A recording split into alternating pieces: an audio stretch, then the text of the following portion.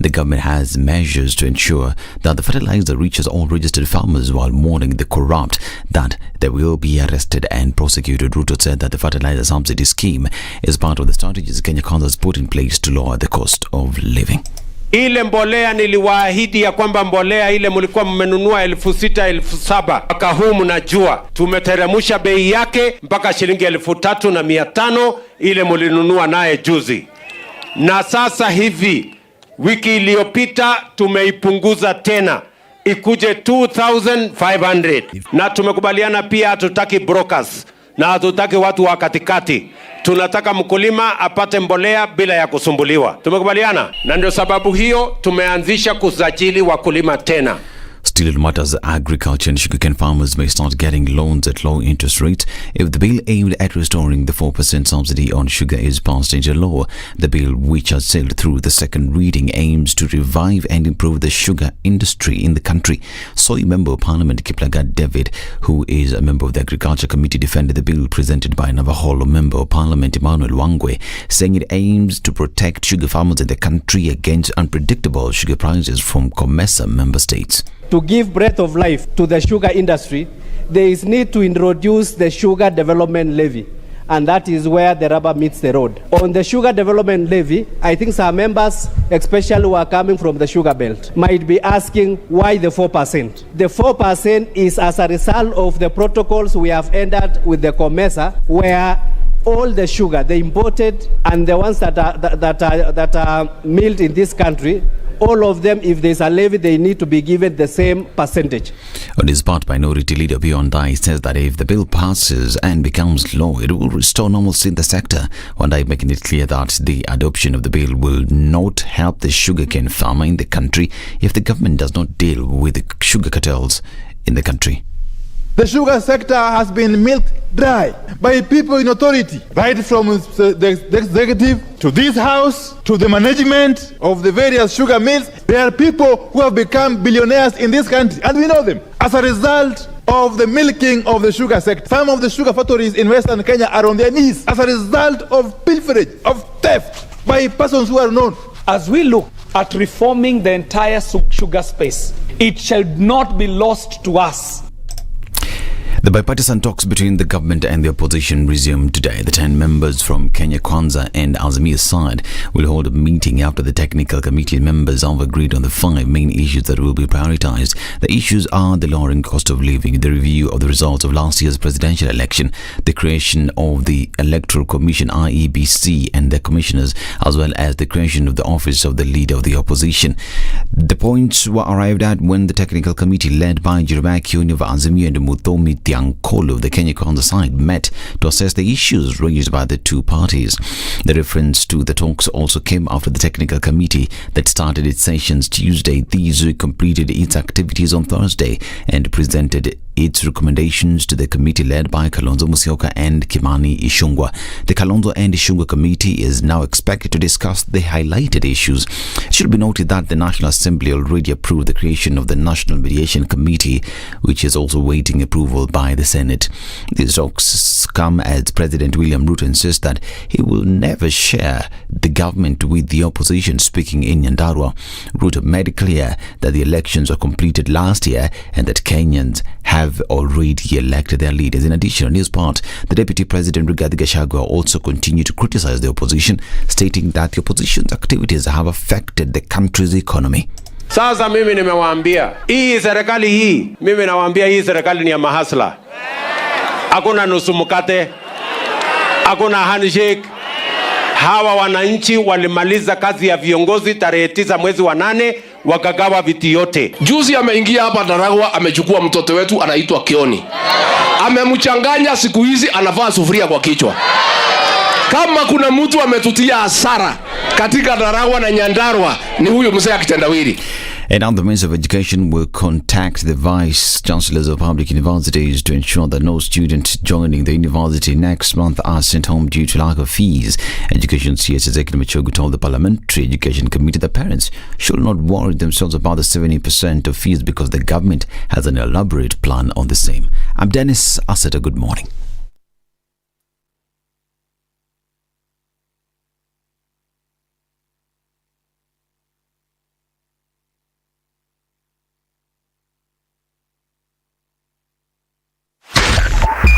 102.5 Spice FM, Kisumu. The following takes place from 6 a.m. to 10 a.m. every weekday on Spice FM. Congratulations. You've seen the hand of the Lord. Thank you very much. I've earned another title today this morning at Spice FM. Mama Justice, I don't mind it. Joel in Kericho. Salama sana Heri, habari ya asubuhi. Salama bwana, mambo namna gani? Salama kabisa bro. Mambo ya Aina Moi kuliendaje? Mambo ya Aina Moi, vile nilikwambia ndugu yangu, alienda asubuhi na ile gari ya kwanza. I must have missed it. So did I. Even if somebody was to render you irrelevant, there is still work you can do. Okay, sawa. I deserve to keep you accountable. You deserve to give me a report. You don't work for me. No, I don't work for you. You work for me. Do you like that Freudian slip? Lovely, isn't it? Thank you very much. The Situation Room, Kenya's biggest conversation.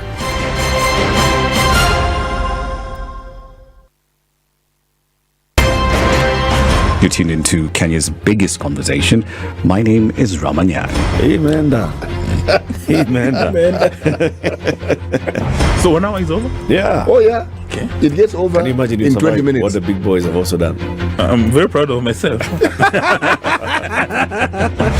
When you understand about partnership in politics, it's like the way marriage is these days. When you're looking for a wife, you're like, oh, maybe you can help me pay for fees as I pay for the rent. Why should you have a lioness living in your bedroom? I have to tell you a story. I went for a prayer meeting, which was called for the spouses of candidates for senators and governors. And when I got to the gate, the lady who was the secretary, she refused to. She's telling me, no. Leo tunataka wa mama. Leo ni wa mama. I'm telling her, no. She said, no, sio siku yenu. And I thought, there's a problem here, because if it was a man, but this was a lady. It will be called First Ladies until you change the name. The Situation Room, Kenya's biggest conversation. If a lion shows you its teeth, it doesn't mean it likes you.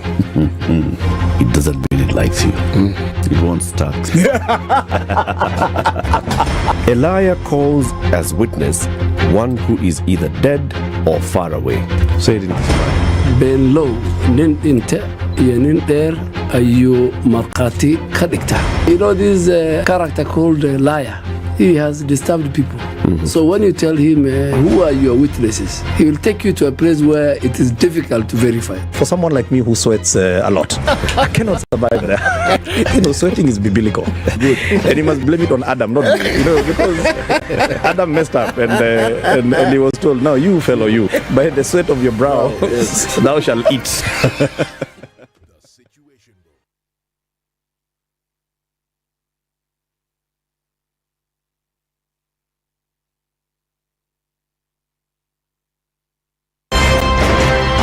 When you're impeached, you're impeached. When you're sentenced, you're sentenced. Madam Chief Justice. Until the sentence is set aside.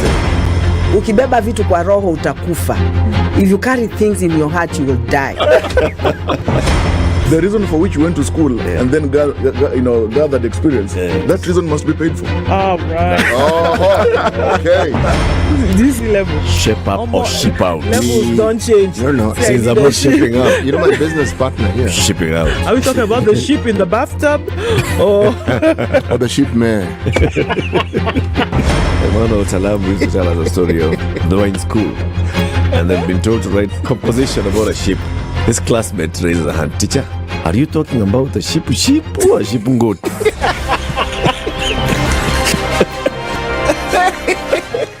Good morning. Welcome to Friday. Not much happening on these streets, at least not for now. There's a little bit of movement here and there, and we're likely to see that continue through the hour of traffic, otherwise known as traffic hour. There's nothing coming off of Thika Superhighway. It looks good coming out of Westlands, and then on Uhuru Highway into the CBD out towards Westlands, also inbound, not much either. We're seeing some movement on Jogo Road out towards Landis and then on to the Kamkunji roundabout. But that's just I think most of it for now. We'll keep an eye on things and see how it opens up. Tweet us on X, Spice FM, KE.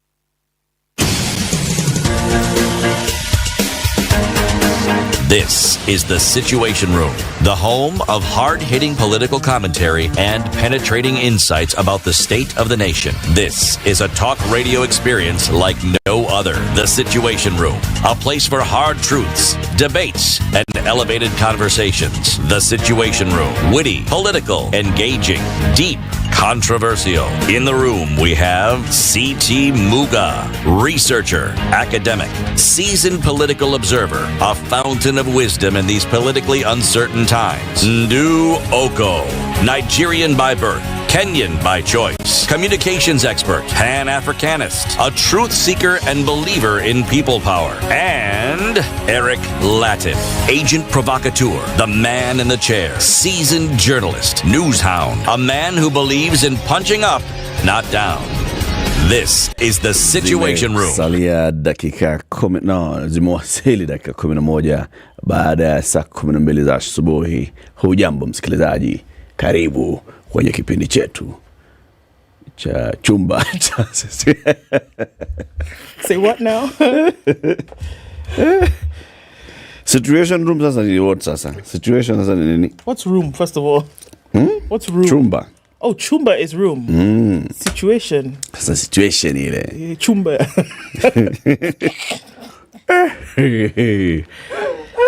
Bwana. Ati? Sijui vile. How are you? Me? Yes. I'm very good. You're very good, aren't you? I am. Very good. Very good. Not Ndu. Ednah, do like that for the today. You know, last week, Ednah gave me more sick. You were not here, so I couldn't tell you. She made you more sick. What are you talking about? She gave me more sick. Okay. Yeah, it was really nice. It's the second time she's done it. Yeah. It's a very relaxing drink. Or beverage, or however you want to call it. It's relaxing. It is. It does something to you. I think it's like a nightcap that you would have in the morning. How different is it from milk or yogurt or? I don't know. There's something. It's different from yogurt. Yogurt doesn't have that kind of effect on me. So what is it actually about tastes this? like, I don't know, but it tastes like natural or Greek yogurt. Mm-hmm. But there's something in it that just... It's the charcoal. Maybe. Could be. Could be something there. All right, yeah, so this is my bid for more sick. So you felt it? I relaxed. You loved it? I do. I never thought I would, but I do. I like it a lot. Yeah? Wapi mzee? Nani? Huyu mzee? Raia. He's still doing his thing? Rounds with the people. Out there, by himself? Bana. Kwanza he has his...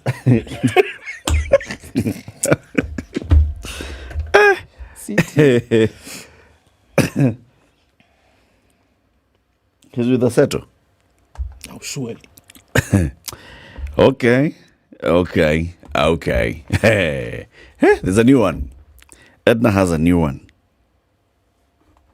Have you heard of the new one? I've heard of the new one. The new one by Ednah. Latest one. Kutoka, hebu tengeneza hiyo kitu. Guza. Cheza na hiyo kitu. Okay, kuna kelele lakini sawa tu. Ati, Ednah, this one is?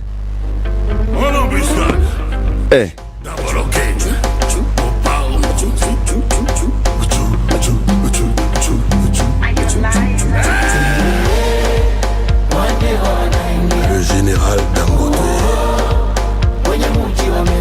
le grand Mama Dangote,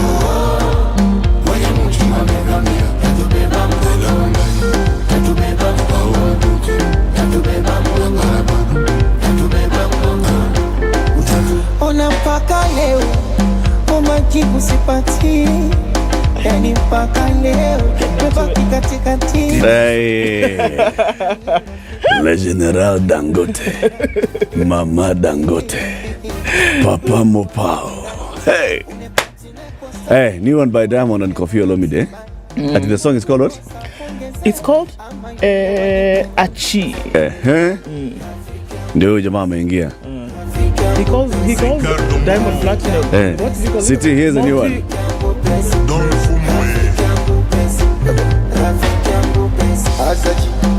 Achi, jibu Dangote. Achi, Nachi Benz, Still the song with Kofi Olomide. Yes. This song, you posted it. I listened in the morning. But I actually forgot I was coming to work. Oh, really? Oh, yes. Achi. Yes. Multiple gemstones. Yes. Multiple gemstones. Yes. And the Papa Mopao. Oh, yes. Kofi doesn't sing. No, he just utters words. He grants and makes a few statements here and there. That's his contribution. But then it's not that different. James Brown used to do the same. Same. He used to mumble some things and okay. That's it. Lakini amezungumza. Na nyimbo ni tamu. Bas. Yes. Tosha hiyo. Kabisa. And then they go dancing and then the song is called Achi. Achi. No, but you know this collabo, this sort of collabo, it's made of collabo. Yeah. That now in a letter, people who ordinarily would not listen to this genre of music will listen. Bas. Because I know of diamond platinums, multiple gemstones. Because I have children who listen to him. Who listen to the multiple gemstones? So that's how come I know about him. Kofi I know. Him we're acquainted. Kofi you know. Unajua yeye.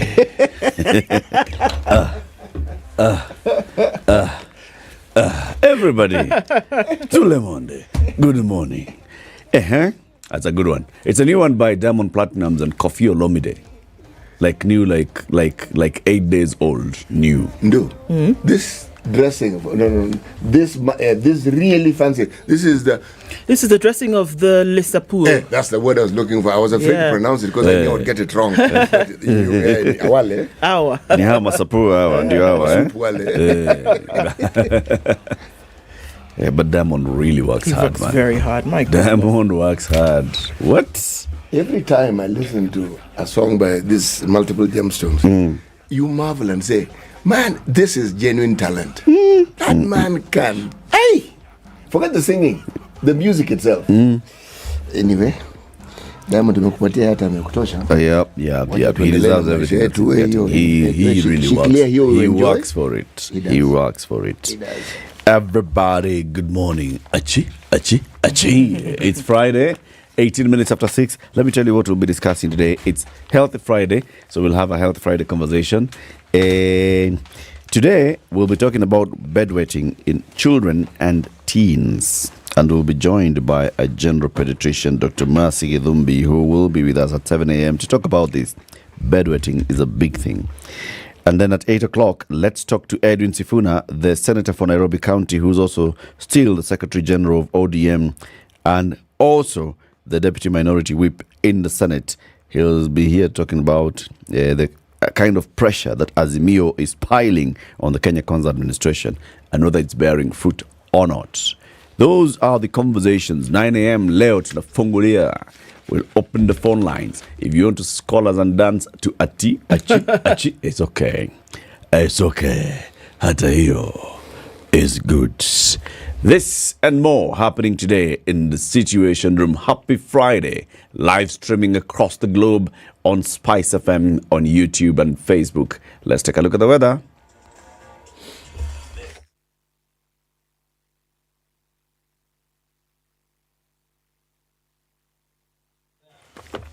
"13 degrees and clear in Nairobi, highs of 26 today. We'll see highs of 28 in a clear Nakuru at 12. 13 and mostly cloudy in Nyeri, highs of 25, and we'll see highs of 26 in a clear Eldoret at 12, coming down to lows of 11. It's 23 and partly cloudy in Mombasa, highs of 29, and we'll see highs of 29 as well in a partly cloudy Malindi at 24.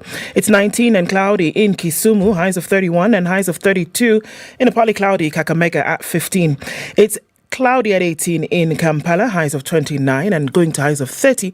Dar es Salaam is partly cloudy at 24 and we'll see lows of 22. 9 degrees and mostly cloudy in Johannesburg, highs of 23 and lows of 8. 30 will be the high, mostly clear in Lagos at 26 and 23 and cloudy. Kinshasa going to highs of 31 and lows of 21. Friday afternoon is sunny in Beijing at 25, highs of 28 and lows of 21.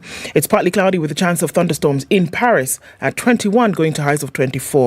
21 will be the high in a mostly cloudy London at 17, and it's 22 and cloudy in New York Thursday night coming into Friday, highs of 24 and lows of 20.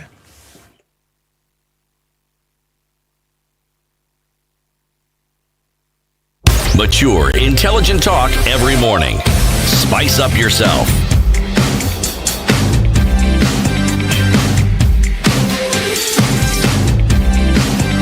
Mornings done right.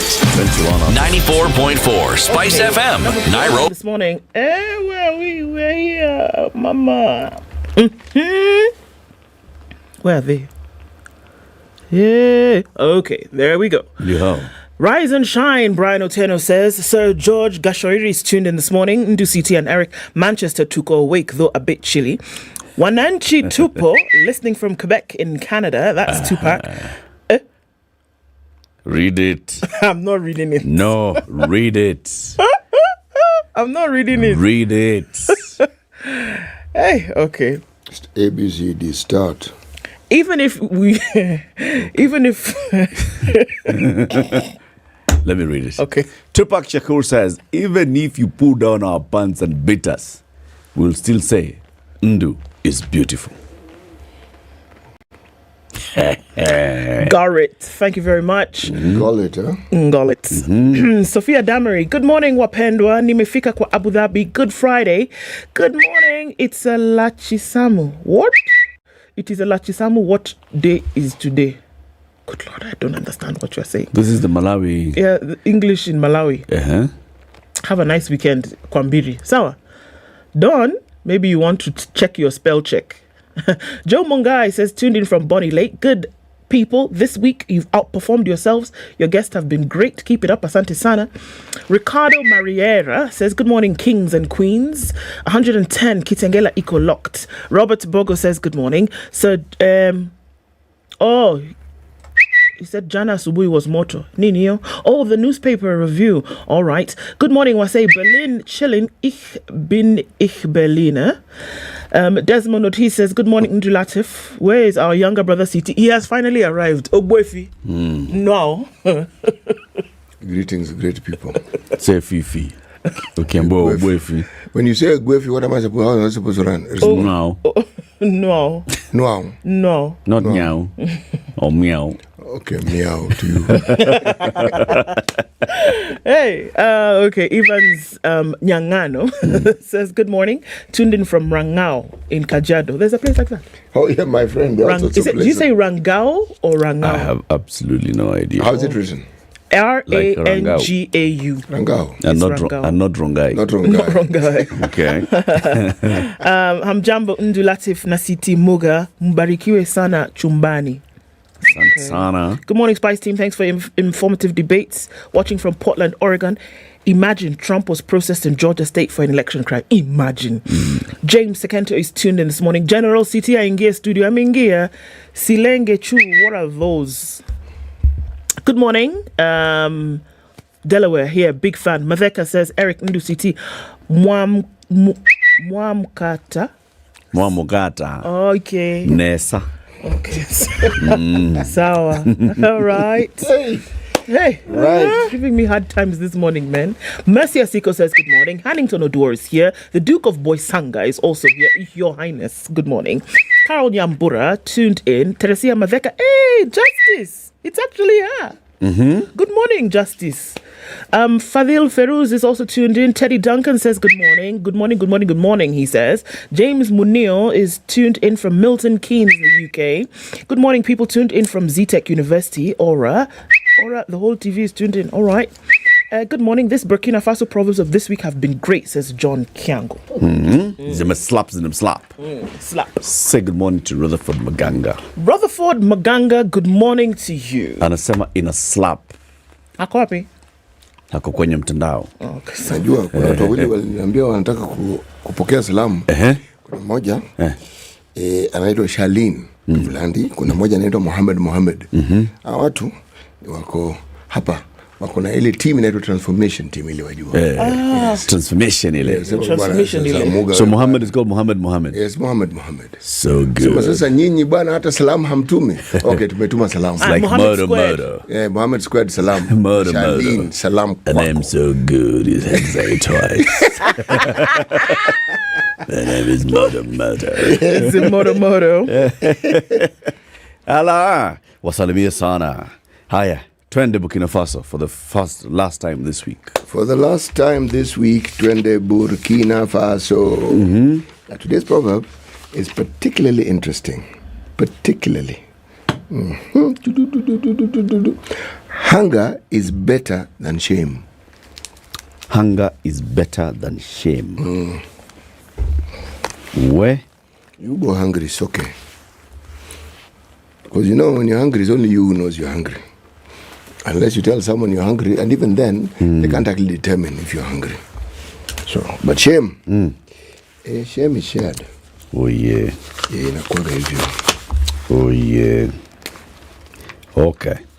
Headlines, please. All right, on the front page of the Standard this morning, no university fee, as in you don't have the money. Well, here's your answer. Big relief for parents and their students who are due to report to public universities for their first year, as it's emerged that they will not be sent away for fees and that opening dates will be flexible to allow all learners to join the institutions. What that means, we'll look at it later. All right. Nuclear water. Did you know that there's such a thing as nuclear water? Well, I now know. Okay. There's nuclear water. Yes. Okay. On the world stage, two heavyweights are fighting. Boom, boom. Japan and China are clashing over nuclear water. It's big enough to be a world story. It's covered yesterday around the world. Japan's controversial discharge of treated wastewater from Fukushima nuclear plant into the Pacific Ocean has sparked regional protests and retaliation from Beijing. So Beijing is saying that this water that you're discharging is contaminated. Exactly. Because it came from a nuclear power plant. It was cooling the nuclear. But what normally do they do without, because there's, of course, the Fukushima is near the ocean, so they can just grab water from the ocean for cooling purposes. What normally do they do with it? I'll tell you. They keep it? No, they don't. They discharge it, but not into the ocean, apparently. Do they drink it? I don't know. Okay. What they're supposed to do is treat it. And whether that actually works, they're supposed to recycle it. Yeah. But whether they do and how they do it is a different story. But apparently the bone of contention here with this particular action is that, number one, it has not been treated. Number two, it's been released untreated into this space. All right? That's a complaint, huh? That is the problem. Okay. Budapest is interesting. For the first time in very many years, the Jamaicans were out in the 100 meters women final, and it was won by an American for the first time in a very long time. Who won? Her name is Richardson. Her first name is very Sharika Richardson. She actually won 200 and 100. Yes, she did. My God, this girl.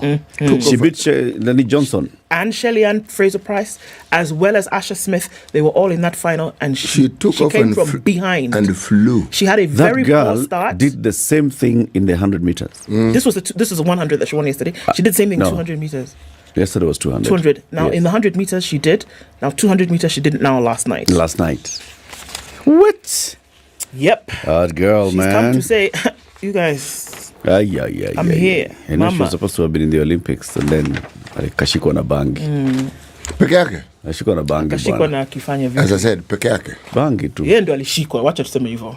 Alishikwa na bangi. Ako nayo, alikuwa navuta. Alishikwa na bangi. Bangi ilikuwa kwake.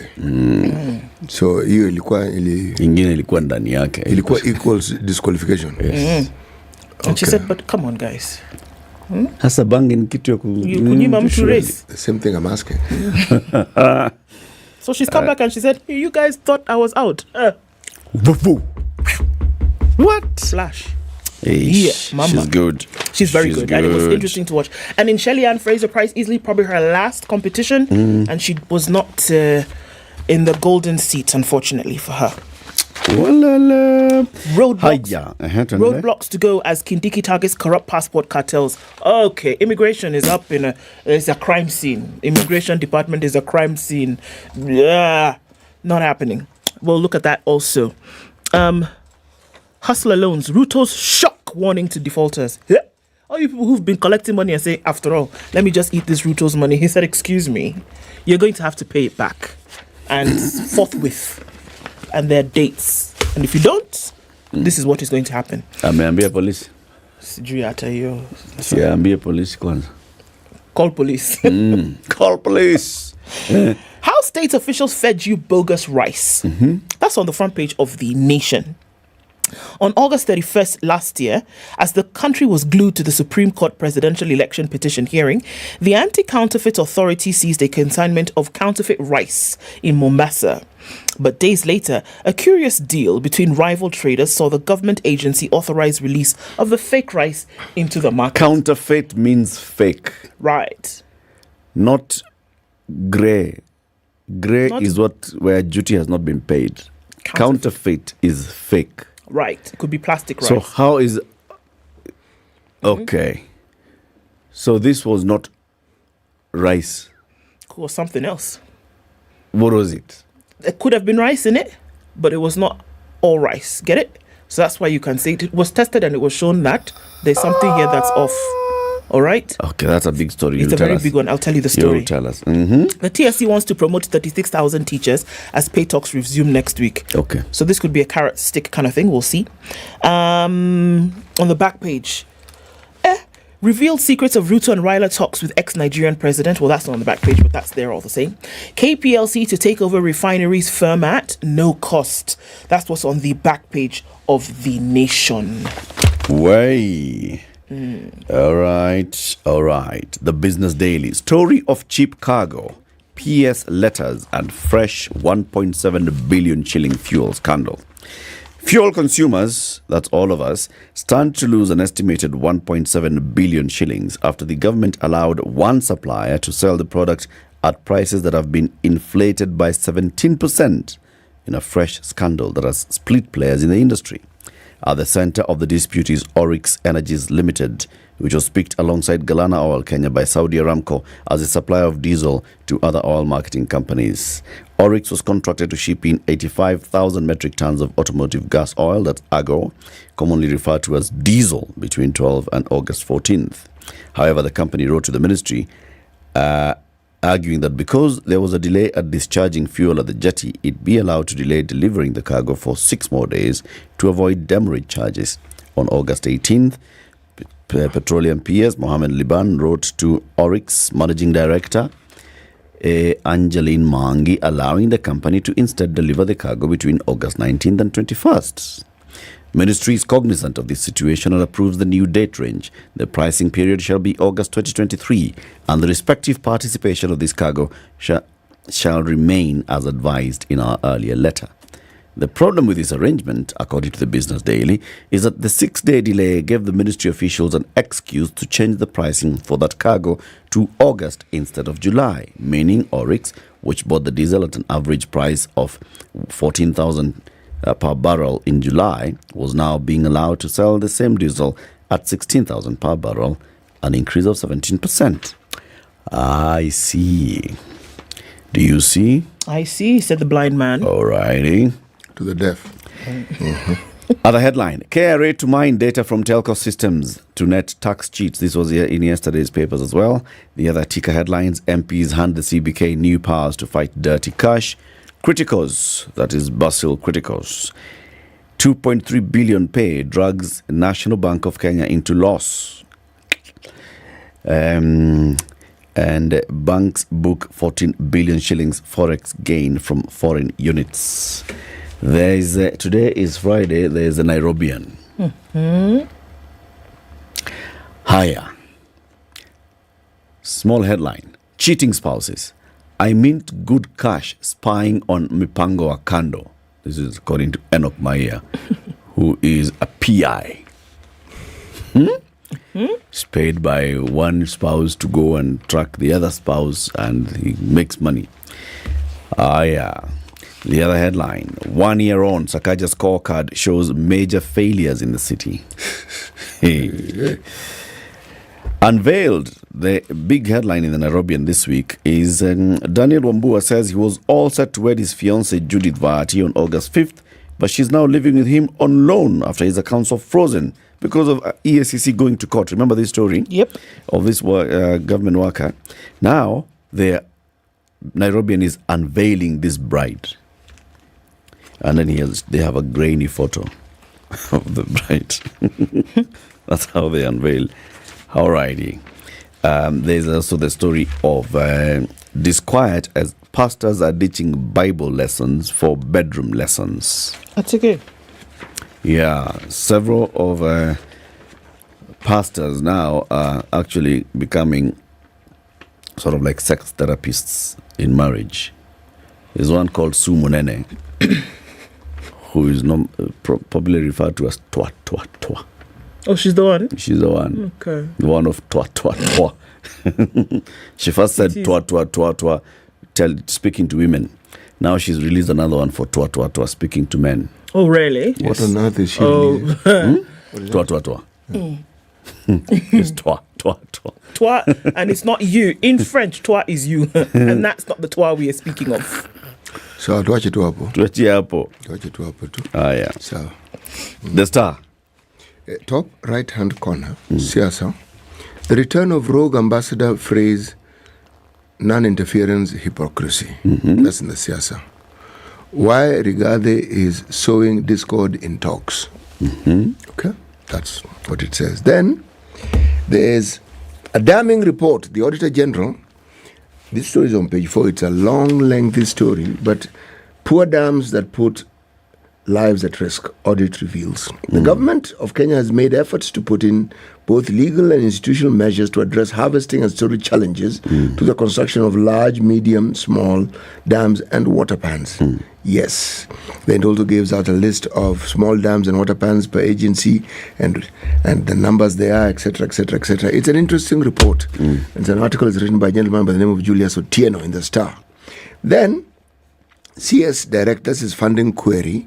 CS directs visitors to admit first-year fees or no fees. I don't understand this. I don't understand it at all. Then, hits and misses.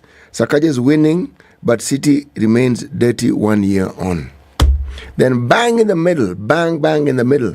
Before I tell you about the pictures are lovely here. But Kindiki, cartels hijack supply of passports. CS says he has received credible intel that graft is contributing to delayed processing. Intel. Wow. Intel. Huh? Did you say Intel? Yeah. Wonderful. Let's just tell us about traffic. Yeah. Have you received credible intel that there is traffic? I have received intel that there there's will some be traffic vehicles here on the and road there. today. Yes. Okay. Tell us. But there will be, please tell us. This is the Situation Room, the only way to start your day. My intel suggests that there's some traffic on the Thika Superhighway, and let's see that for now it's clear. However, we know that later on there will be some traffic there, especially as you approach the Pangani underpass.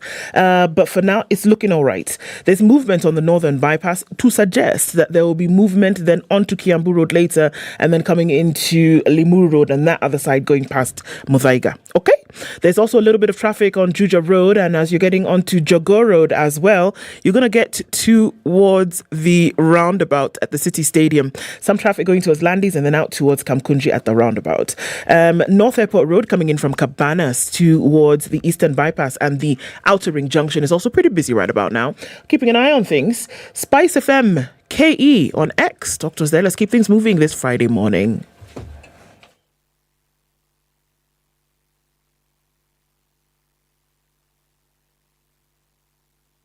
Mature, intelligent talk every morning. Spice up yourself.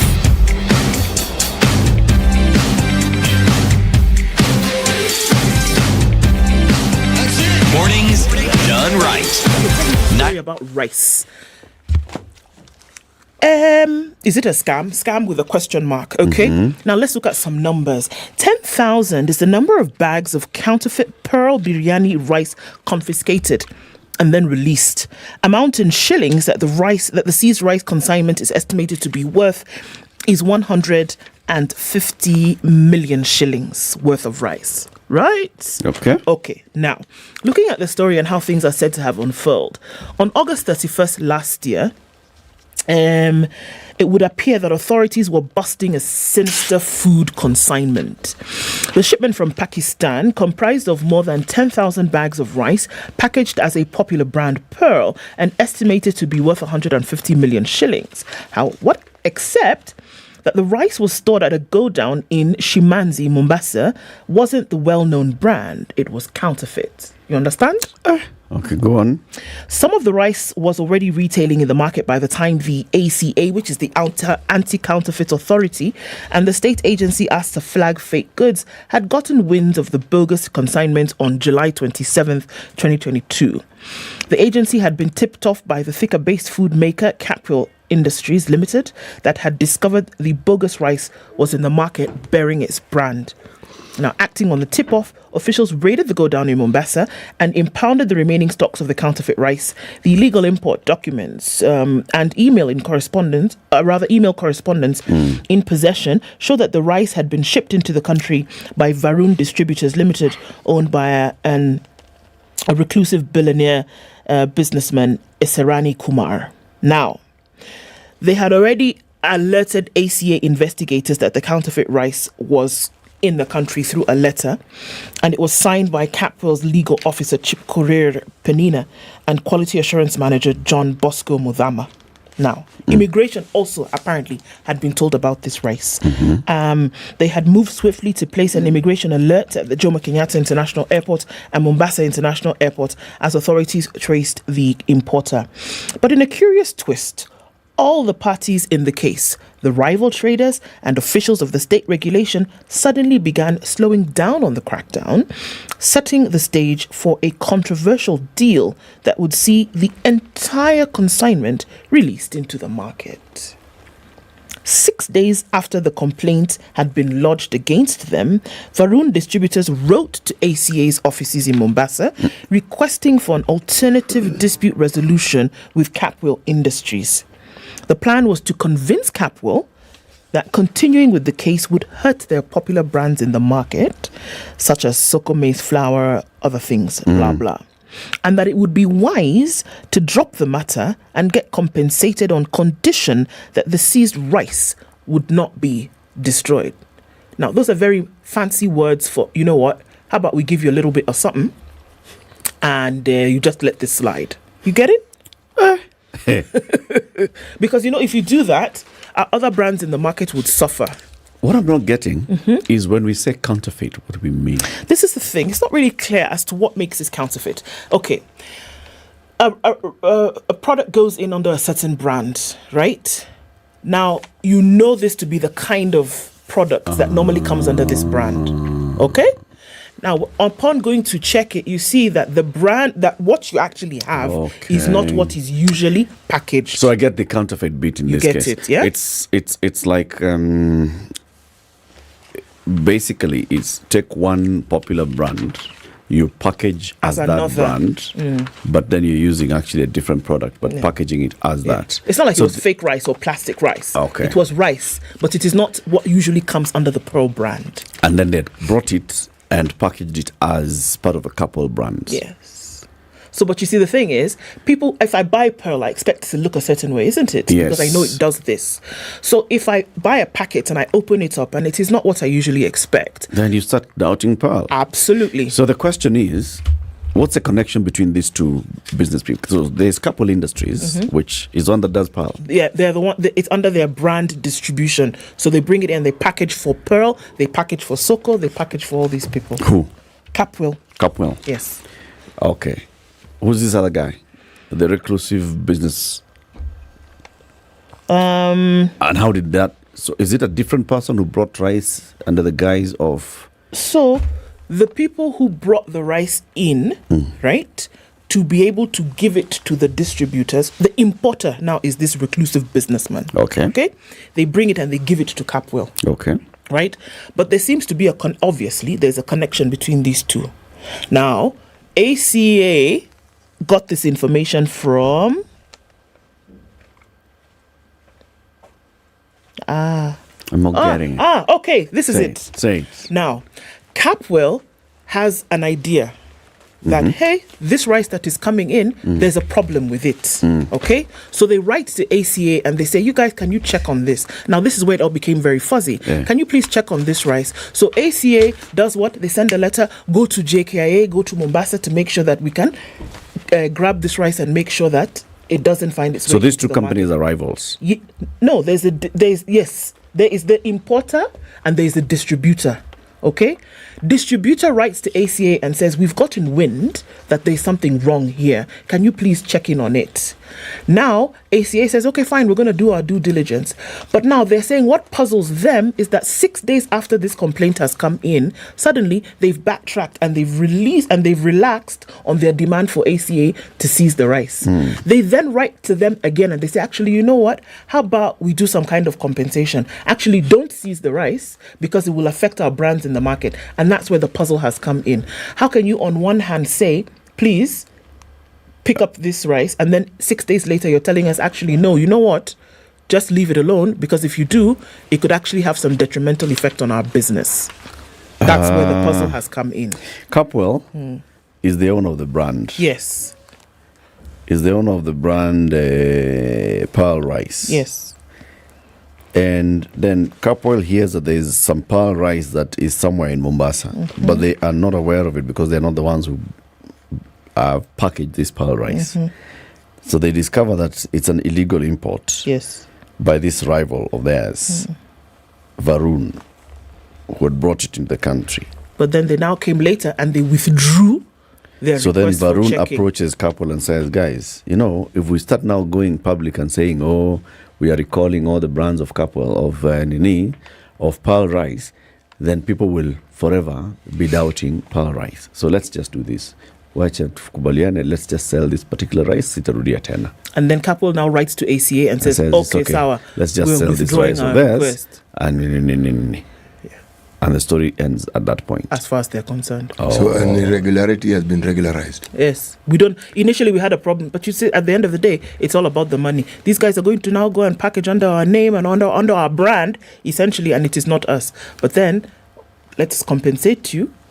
And we can because solve the thing. the action that ACA would take would be to Seize it. withdraw and announce that, you know, like what they did with several brands of unga. Seize and withdraw and say, we have issues with this particular brand of rice in the market. That sends signals in the market that there's something wrong. And now from that point, how does that impact this particular brand in the market in terms of perception? So just to avoid all that, look at the rice. Is it poisonous? It's not poisonous. Is it harmful? It's not harmful. Okay, just do this. Now sirudie tena. But then maybe they even came up with how we release it in the market in bits. Not at a go. It's guys, that's a crazy one. That is a crazy one. That's a big one. City, tell us. Okay. The star. You know, there's a picture that I want to show you. There's some three gentlemen in some very lovely dresses here. Okay. Lovely dresses. Three gentlemen. Three gentlemen, lovely dresses. Start from the left. We have President William Ruto. In the middle. Resplendent. Then we have DP Rigathi Gachagua. And to the right. Prime Cabinet Secretary Musalia Mudavadi. In that order. In that order. They're looking. Each of them standing on one leg. They are standing on one leg. Yes. And clad in Masai regalia. This balancing act, I think, ngoja kidogo, ngoja, okay, piga. Piga haraka, we. Kabla nianguke. Okay. You know, there is a story. Did you tell the story of cheap cargo, Eric? In the Business Daily. Yes, you have. I read a couple of paragraphs in it. You know, I want to revisit it. Please do. Okay. There is something about this story that seems to imply that there is a scandal. Yeah. And it involved 1.7 billion shillings. Yeah. And the reason is, they say there was a price differential. They're talking about a 17% increase. And that is within a certain space of time. Okay? When it moved at $97 per barrel to 111. Now, I've read this article, and one of the things that I don't see is whether within that space of time, the price of crude or the price of this particular product actually fluctuated, because the prices do fluctuate. Yeah. I think what happened in this case, the way I've understood this story, is, remember, consignments come monthly. Yes. Yes, they do. And in that month, the price has been set. Yes. And by the time the price is being set is IPRA is using what the importer declared at their cost. Yes. And this will be the landed cost. So then they look at that, okay? We usually operate about 3 months ahead of time. Yes. So this particular company, Oryx, had gotten the deal to bring in the government oil from Aramco. Yes, they had. So they've gone to Saudi Arabia, loaded a ship, they're bringing it to Mombasa. It's supposed to arrive on what date? Between what date and what date? This ship is supposed to arrive between... It was in the month of July. They changed it to arrive in August instead of July. Okay. Yes. So it was supposed to actually have come, it was supposed to arrive in August. Yes, well, it was first between August 19th and August 21st, as requested. Okay? Yes, but... No, it was initially actually August 12th and August 14th. So this thing keeps changing. Then they were now given permission to bring it in the following week. Which was the 17th. 19th to 21st. Yes. Now you see, 14th, what happens on the 14th? IPRA does its thing. Okay? So you consider the cargo that has arrived up to the 14th. So what happens is at the port, there are delays in discharging previous cargo. So Oryx writes to the ministry and says, okay, we were supposed to have arrived between 12th and 14th, but we see there is still discharge of cargo there. So instead of us bringing the ship, and then the ship charges demurrage on a daily basis for delays in discharge, let's wait. How about you allow us not to actually release the ship from Saudi Arabia until we have some clarity on when we're going to discharge. So they told, all right, so bring it.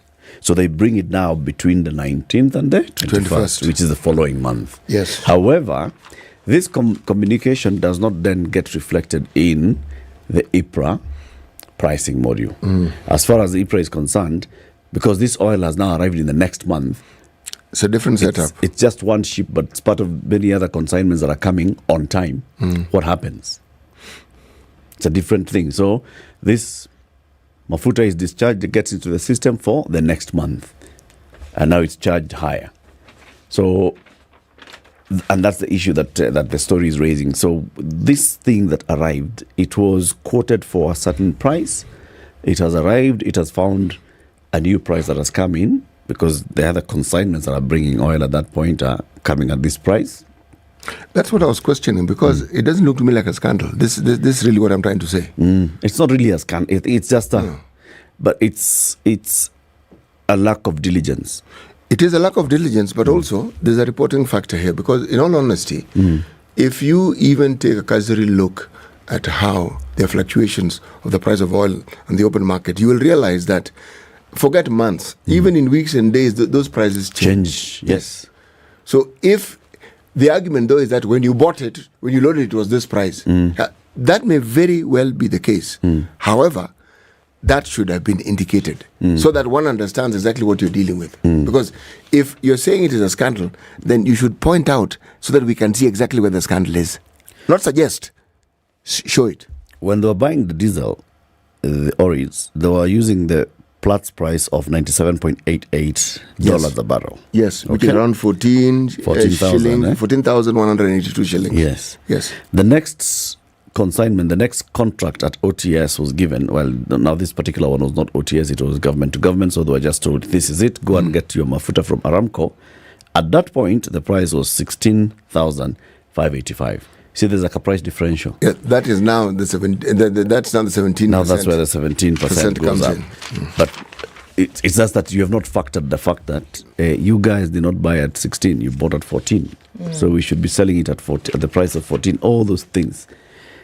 It's not necessarily a scandal, but it could be a scandal in the fact that we actually paid for who benefited from it. The extra 17%. Okay. Let me just say this. When you talk about anomalies, one needs to visit Homa Bay County because they have reported 1,786 irregularly hired staff. Okay? That's the story on page 4. It's in the other papers as well. But they have at least 1,786 staff members who are irregularly employed and are earning up to 300 million shillings a year. if you look at how it is reported in the other papers, essentially they're presenting it as ghost workers. Now, but this one, irregularly employed, what does that mean? This is according to a payroll and personal census audit conducted by PricewaterhouseCoopers, which exposed the recruitment mistakes by the county over the years. So it didn't happen in a year. Okay. The PwC team, led by Sam Mutinda, presented an audit report to Governor Gladys Wanga and her deputy Oyugi Magwanga yesterday afternoon. The audit exposed how some workers were earning salaries but were not familiar with their job descriptions really, while others were did not even know their supervisors or colleagues. That's all right. You don't really, Sorry, what? Is it a job requirement to know who your boss is? To know who you're working with or who your boss is? No, it's not. Okay, so if they don't know who, did they know what they were doing? Where do you work? At Spice FM. Okay. With who? I don't know. Who else works at Spice FM? There's some people I see there with me. Yeah, what are their names? So you need to ask Ken Mijungu. Yes. Flora. Yeah. Flora.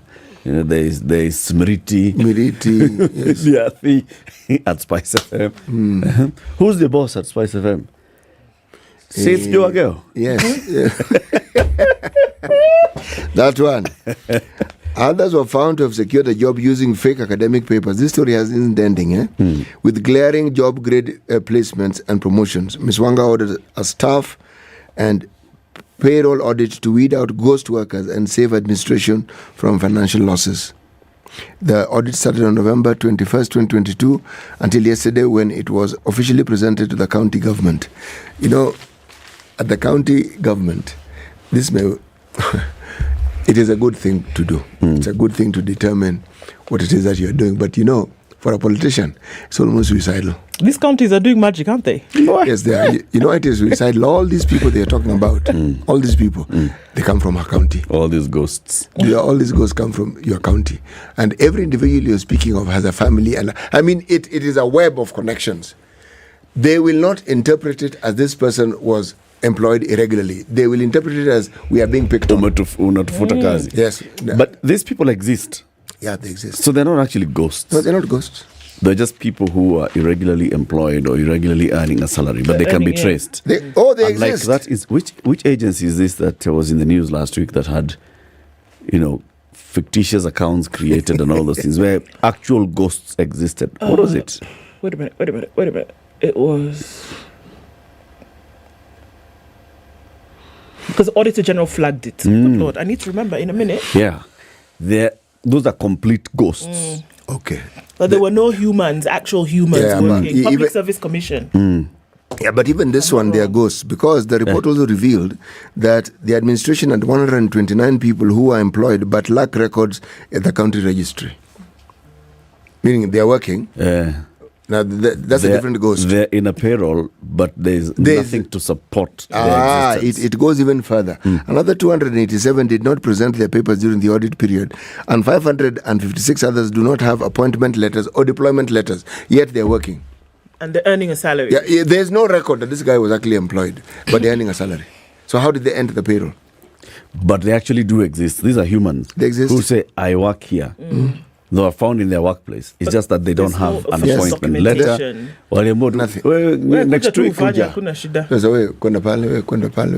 It's those ones. Yes, 322 are working but not qualify for the positions that they are in.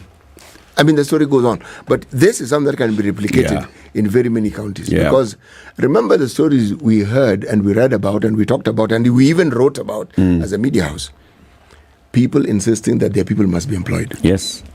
And those roadside hirings. Yes. A governor has come here and said, Mnataka nichukue nani? Remember, like even Thronera was telling us something happening in Meru, where the governor would go somewhere and say, okay, so wewe kwanzia kesho wewe unachunga hii soko. Done. That's it. And you put tumchukue huyu, afichunge soko, haya. Twende. And that's it. From that point on, they're hired. Nothing regularized after that. It's time for the news, 7 a.m.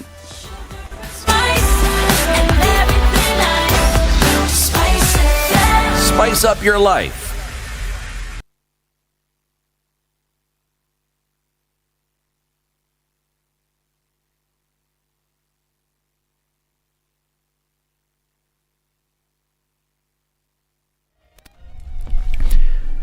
Good morning, this is Newswire. I'm Dennis Aseto. President William Ruto has reiterated the government's commitment to deal with banditry and cattle rustling in the North Rift region. Speaking in Kabartonjo, Baringa County, President Ruto said the government has deployed a total of 3,000 police officers in the region to beef up security and promised an additional deployment of 2,000 police officers to the area. Askari nimeweka hapa askari 3,000 na nitaongeza wengine askari 2,000. Nitajaza hapa askari mpaka mahali ya kukaa ya wezi kosekane. Tafadhali, mimi niliwaambia na si mchezo, si ndio? Hiyo maneno ya wizi hapa haitaendelea. Kama wewe ni mwizi ya ng'ombe, mambo ni matatu: uhame Kenya, uende jela, ama usafiri uende mbinguni. Hakuna maneno mengine. President Ruto regretted how much banditry had led to the region lagging behind in development, terming it a retrogressive culture. Kwa sababu watu kidogo hawawezi kusumbua nchi yetu. Ati miaka 40 watu wanazungukana hapa na kuiba ng'ombe na kutupatia ujinga. Hiyo maneno itakoma. Na niliwaambia hawa wezi wa ng'ombe wanijaribu. Watakiona. Sijui kama tunaelewana. Yes, it will not happen again. Mambo hiyo tuachane naye. Tujenge Kenya ambayo Kenya inasonga mbele. Haiwezekani ati 60 years after independence bado tunaulizana ati sijui watu wanahangaika na mambo ya wizi ya ng'ombe. It cannot be like that. Cattle rustling is primitive, backward and stupid. The president also says there are plans to reconstruct at least 40 schools that were deconstructed by bandits in the North Rift and make them all boarding institutions. He added that a school feeding program will be in place to boost enrollment. Mashule ile yote mashule ilifungwa. Hizo mashule zote tunazijenga mpya, na nimesema ijengwe kama boarding schools ndio watoto wetu waende shuleni. Iko mashule karibu 44 tumekubaliana tutazijenga upya, and we are going to make them boarding schools. Hiyo shule vile vile nitaweka katika program ya kuhakikisha kwamba kuna chakula shuleni mahali watoto watakuwa wanaishi. Na hiyo itakuwa ni program ya serikali, hatutauliza wazazi watupatie pesa. Hawa watoto wote wamehangaika hapa miaka hii yote, sasa wataenda shuleni na hakuna mtu atawatoa shuleni. Interior Cabinet Secretary Professor Kithure Kindiki says about 200 firearms have been voluntarily surrendered to the government and 78% of livestock stolen have been recovered in 6 counties in the North Rift region. Appearing before the Parliamentary National Administration and Internal Security Committee, Kindiki said the security situation has greatly improved in northern Kenya and that they have been gazetted as distributed. Kindiki admitted to massive corruption at Nyeri House, which he termed scene of crime, and vowed to conduct a crackdown and clean it up. Since some of the issues that were really running out of hand are now manageable, I will take the challenge which has been given to me. I will spend a bit more time physically to provide the leadership that we require and clean up that Nyeri House place. Many Kenyans have suffered from that place, and we will take very drastic action. If need be, we'll seal off the place and declare it a scene of crime, because you cannot have a public office where people, I have sometimes done impromptu visits there at very odd hours. As early as 6 a.m. you'll find Kenyans queuing all the way to Teleposta. While appearing before the National Assembly Regional Integration Committee, Kindiki stated that all police roadblocks across the country will be done away with and replaced with patrol security officers from November 1st, 2023. These after an uproar over escalating incidents of bribery at the roadblocks. In terms of what happens after the removal of the roadblocks, I have said there is the cameras issue that will deal with the speed issues, and then the picketing, the patrols are also inevitable, because from a security standpoint we will still have a bit of that.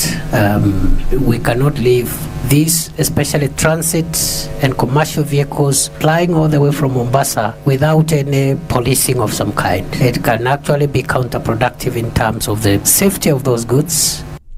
This is Newswire. I'm Dennis Aseto. Good morning.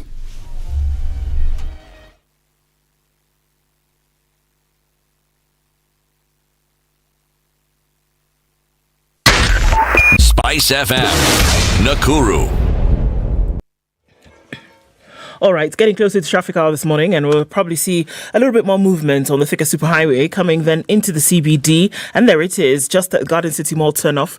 And we're seeing some traffic then going towards Outer Ring Junction and coming onto the Thika Superhighway. Looks like it's going to continue for some time. Pangani at the underpass is where the hold-up is. And we're also seeing some movement here and there coming then from Westlands. But James Gishero, touching on Waiaki Way, not going to be too bad. We're going to see some outbound traffic getting into the weekend. That's for sure. All roads are leading to Nakuru anyway, so there'll be some movement there as well. Okay, what else are we looking at? Northern Bypass, some movement. Jogo Road is busy, and the Southern Bypass is looking fine. If you're on North Airport Road coming in from Cabanas, there's movement going out towards Outer Ring at the junction and then towards the Eastern Bypass. We'll keep an eye on these things and see what happens as we get into traffic hour in about 30 minutes or so. Tweet us, Spice FM KE.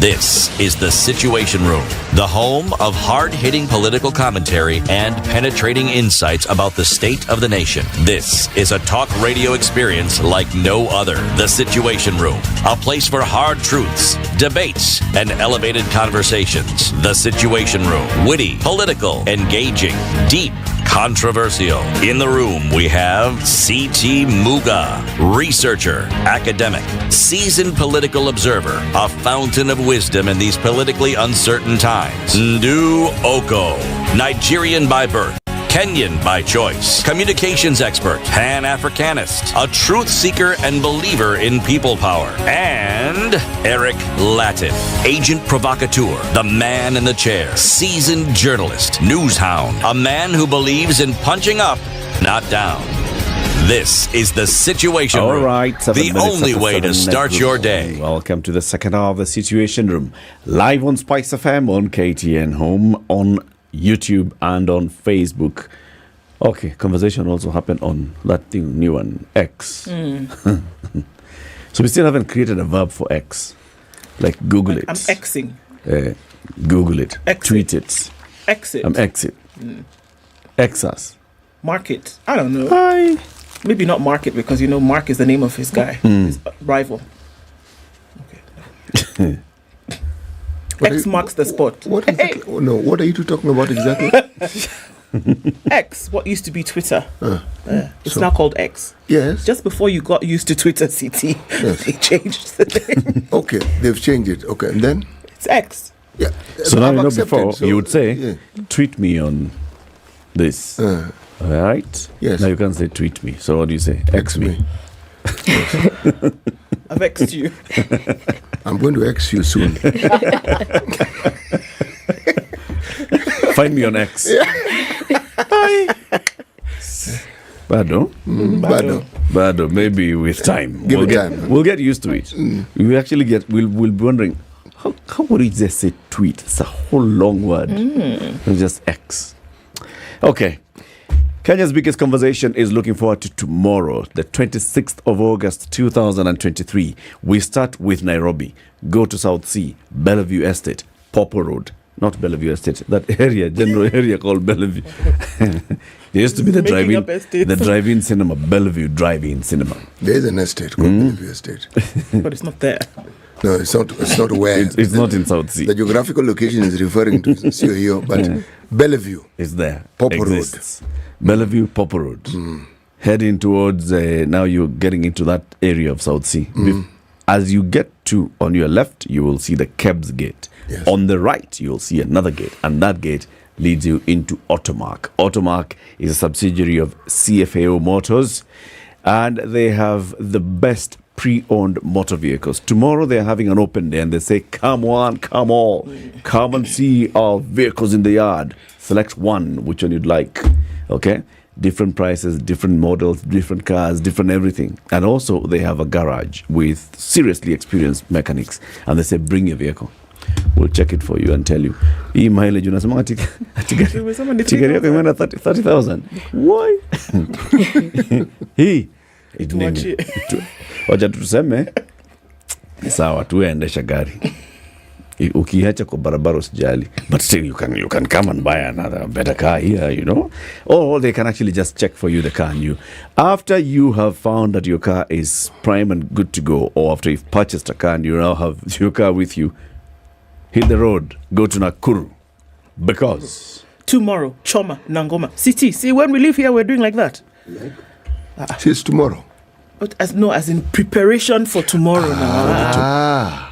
Everything we do thereafter is preparing us so that as we go from Popo, we're going directly to Nakuru. It's Choma Nangoma. It's happening tomorrow, the 26th. The long awaited day is finally here. If you've not bought your ticket, you still can. 800 shillings. Go www.ticketsasa.com, because the 4th edition of Choma Nangoma is happening in Nakuru tomorrow at the Rift Valley Sports Club. The guys are already tuning their guitars.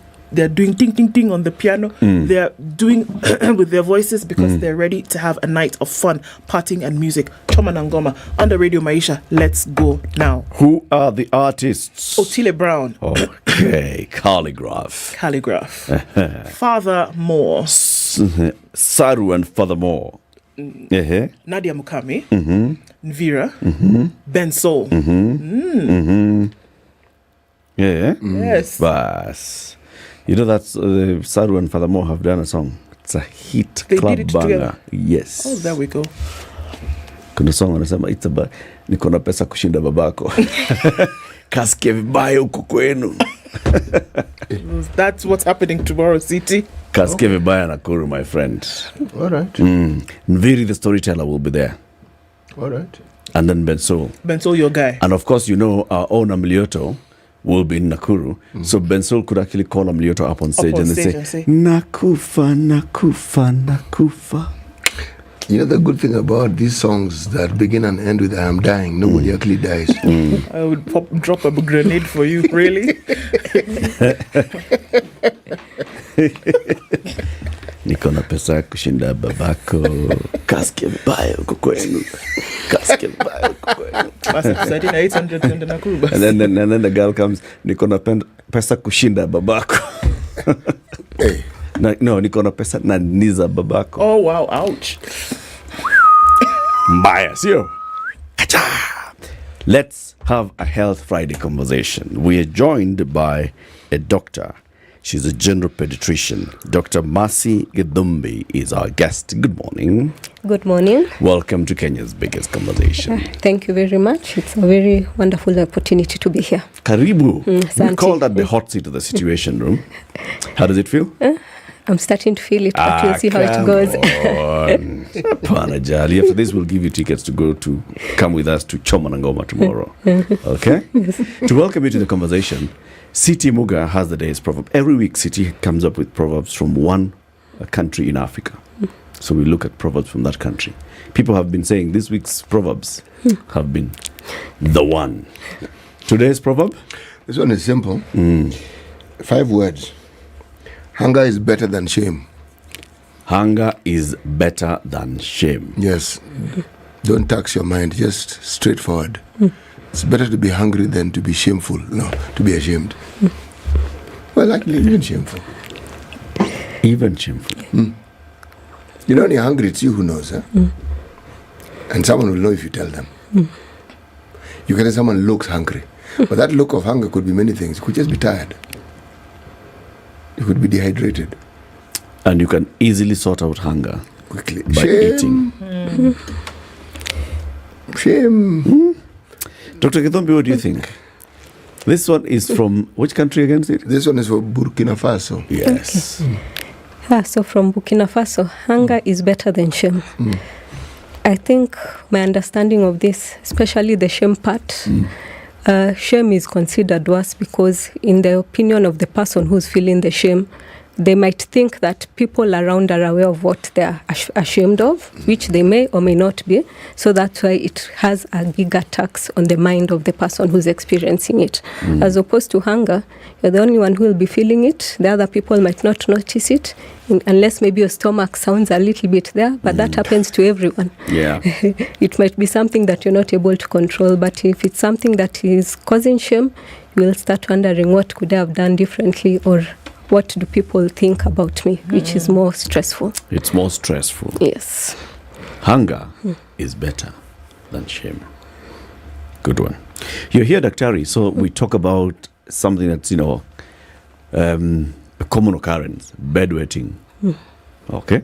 But now we move it from children to bedwetting in children and teens. So so let's first of all start with bedwetting. What is bedwetting? So what is bedwetting?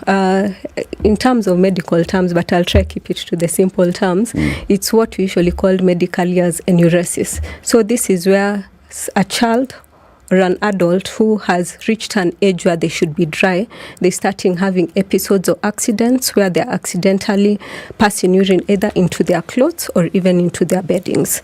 So usually most of the time it's been defined when it occurs in children above 5 years of age, but around that time it might not be a major concern, but it can persist and go on into older age groups, even into adulthood.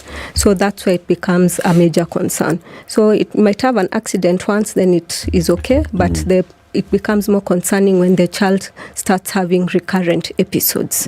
Yes. What's recurrent? What are we talking about here? And how often must it be for it to be a concern? Okay. So bedwetting can be a concern in different ways. So one of the things is it might be even just one episode in a month, but it's distressing to the child themselves, the adolescent, or even their family.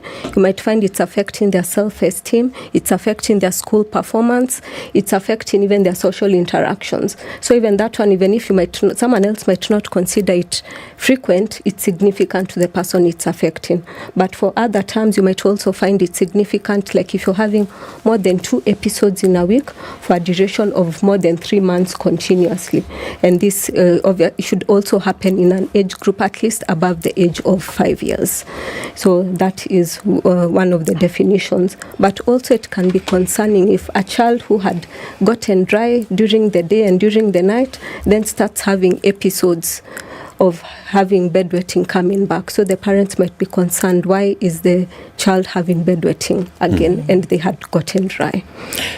Is this a physiological problem or a psychological problem, or is there a combination of the two? Okay, so bedwetting is a combination of the two. So it can be caused by different things. So first of all, you can have bedwetting which occurs exclusively at night. So you find during the day the child or the adolescent is fine. Then at night when they go to sleep, they wake up, they've had an accident, or some of them even it progresses even during the day, they can have some accidents. So it can be physiological and maybe a problem within a condition that's affecting the child. So they might have the bladder is not able to hold as much urine, so it can start leaking before it's filled to its full capacity. At times you might find that the muscles which help control the bladder, because the bladder is like a bag, they start pressing or what we call contracting, and this can cause some dribbling of urine. At times you might find, because of other associated conditions which we shall talk about later, it can make a child to start having bedwetting or passing urine on themselves. Then you might find if a child or an adolescent is exposed to any stressful life events, they can trigger the child to start having these bedwetting episodes, or if they are present, they can become more frequent than what they were before. So it has both a psychological effect and also a physiological effect causing the episodes. Let's talk about this physio ones, where you're saying, it could be an issue with the bladder. Is it painful? Would there be anything that would make this child raise concern? Maybe they're feeling pain. Do they feel it? Okay. So at times it might just come out, it leaks or flows without them being aware. So they might not have pain, and the only symptom is when they have wet themselves.